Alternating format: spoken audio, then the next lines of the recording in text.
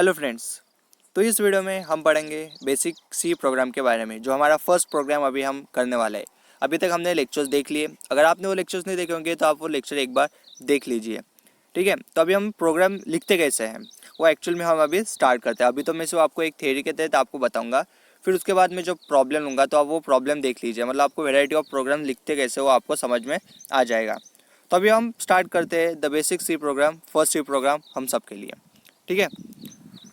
तो इस वीडियो में अभी हम देखेंगे, let us now write down the first C programme.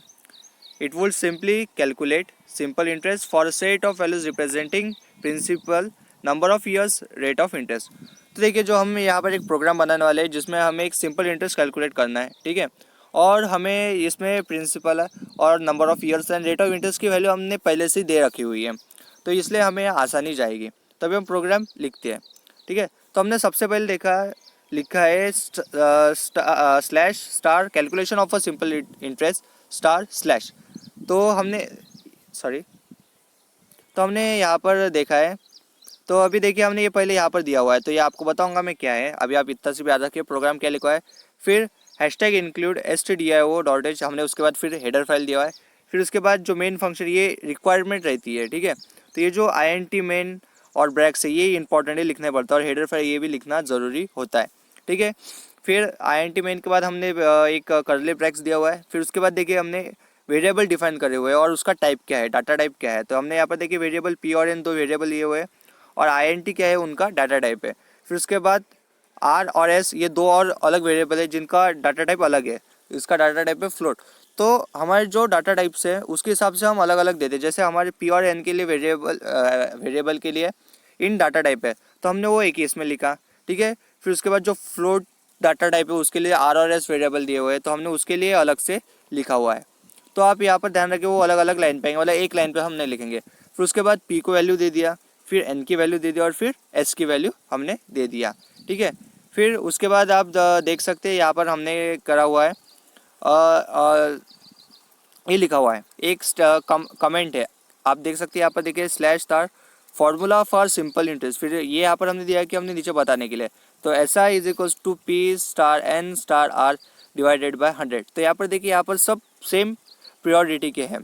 तो मतलब क्या जाएंगे, हम लेफ्ट टू राइट जाएंगे। तो लेफ्ट टू राइट जाएंगे तो सबसे पहले P into N into R हो जाएगा, मतलब ये तीनों का पहले मल्टीप्लिकेशन हो जाएगा और फिर उसको डिवाइडेड बाय 100 करेंगे, ठीक है। और फिर उसके बाद आएगा प्रिंट एफ इन ब्रैकेट, फिर उसका फॉर्मेट स्पेसिफायर और उस वेरिएबल का नाम आएगा, और फिर प्रोग्राम को ख़त्म करने के लिए आएगा रिटर्न 0, ठीक है। तो इसी के साथ ये हमारा प्रोग्राम यहाँ पर समाप्त होता हुआ।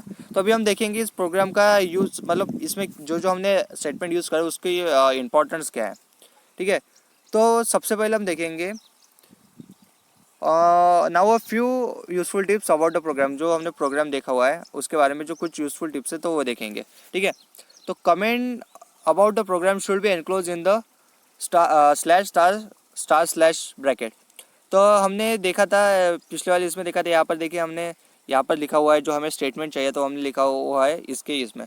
तो ये जो हमने स्टेटमेंट लिखा हुआ है ये प्रोग्राम में यूज़ नहीं आता है। सिर्फ ये जो स्टेटमेंट का यूज़ रहता है वो हमारे लिए रहता है, मतलब समझने के लिए कि भी हमने प्रोग्राम में इसका क्या इस्तेमाल करा हुआ है, ठीक है।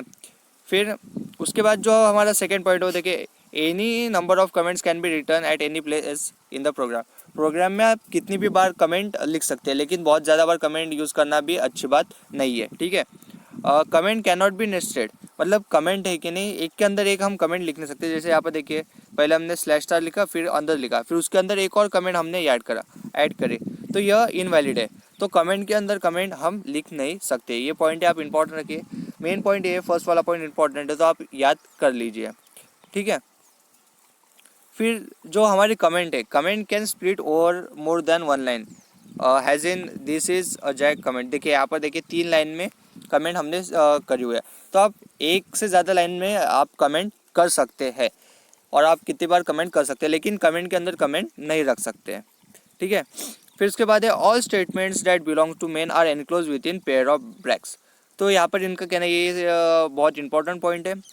देखिए यहाँ पर क्या है, all statement that belongs to main are enclose within the pair of braces. तो उनका यह कहना है कि जो आपने मेन फंक्शन के अंदर जितने भी स्टेटमेंट लिखे वो सारे कर्ली ब्रैकेट्स के अंदर होने चाहिए।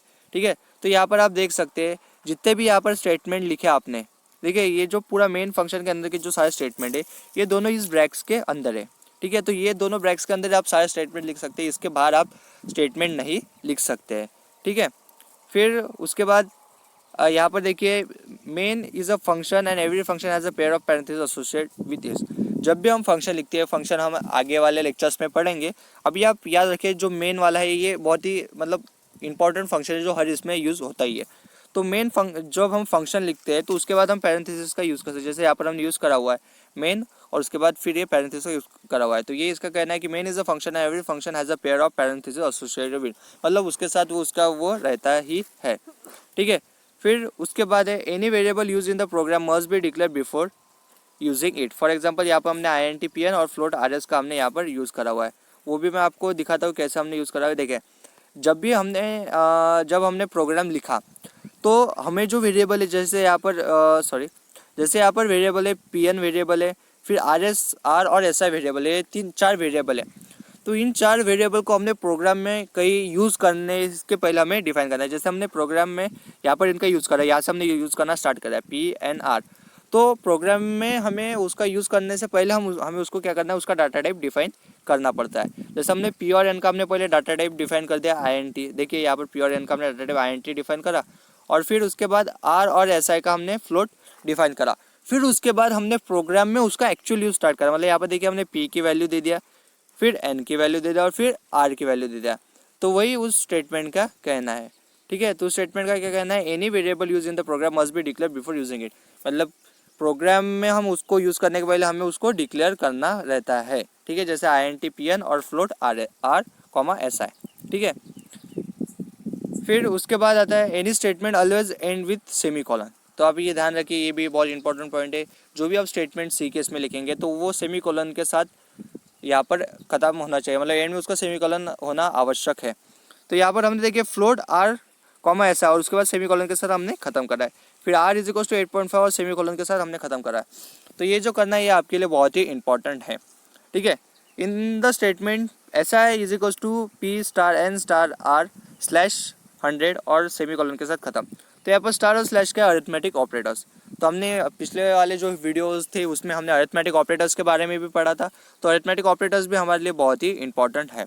ठीक है, तो अभी हमने जो प्रोग्राम पढ़ा है, ठीक है, तो प्रोग्राम में इधर SI की वैल्यू तो उसने SI की वैल्यू तो कैलकुलेट कर लिया। अब हमें SI की वैल्यू क्या करनी है, आउटपुट पे लानी है। तो आउटपुट पे लाने के लिए हमें क्या करना पड़ेगा, हमें printf फंक्शन का यूज़ करना पड़ेगा।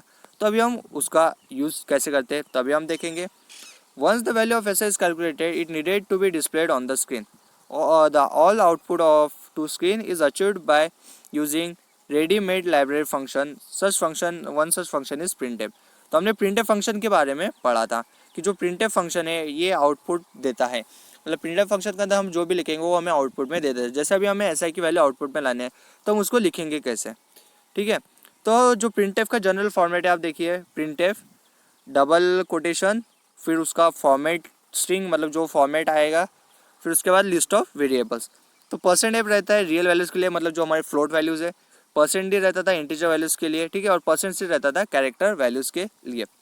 तो अभी जो हमने प्रोग्राम में लिखा है तो देखिए principal equals to %d slash n rate equals to %f। तो देखिए जो यहाँ पर जो %d है तो वो चले जाएगा पहले वाला मतलब p को, फिर जो %f है वो चला जाएगा r को। ठीक है, the output of the last statement would be like this, PRIN = 100। मतलब यहाँ पर प्रिंसिपल की वैल्यू हो जाएगी, वो मैंने गलती से PRN लिख दिया, और रेट = दिस। तो जो आउटपुट आएगा तो आउटपुट ये नहीं आएगा, आउटपुट आएगा इसका पूरा principal is equals to %d, यानी p की वैल्यू क्या थी 1000। तो आप वो याद कर लीजिए, यहाँ पर मैंने गलती से PRN लिख दिया लेकिन वो पूरा आएगा प्रिंसिपल। फिर उसके बाद था स्लैश यानी कि अगले लाइन पे चल जाएगा, और फिर रेट = 8.5। ठीक है, तो इसी के साथ ये आ गया हमारा printf की वैल्यू का हम यूज़ कैसे करें। ठीक है, तो जो हमने जो प्रोग्राम लिखा हुआ है तो प्रोग्राम में हमने लिखा है printf %f। तो हमने सिर्फ %f लिखा हुआ और SI लिखा हुआ है। तो जो भी यहाँ पे SI की वैल्यू कैलकुलेट हो जाएगा वो सीधा आउटपुट पे आ जाएगा, कुछ आएगा नहीं, सीधा उसका आंसर आ जाएगा। ठीक है, तो इसके साथ यह हमारा प्रोग्राम यहाँ पर समाप्त होता। अगर आपको वीडियो पसंद आता है तो वीडियो को लाइक कीजिए, और अगर आपने अभी तक चैनल को सब्सक्राइब नहीं करा है तो चैनल को सब्सक्राइब कीजिए और बेल आइकन को दबाएं, मतलब आपको आने वाली वीडियो के लिए नोटिफिकेशन मिल जाए, मतलब जानकारी मिल जाएगी। Thank you. और अगर कोई आपको डाउट्स आता है तो कमेंट सेक्शन में मेंशन करना मत भूलिए। Thank you.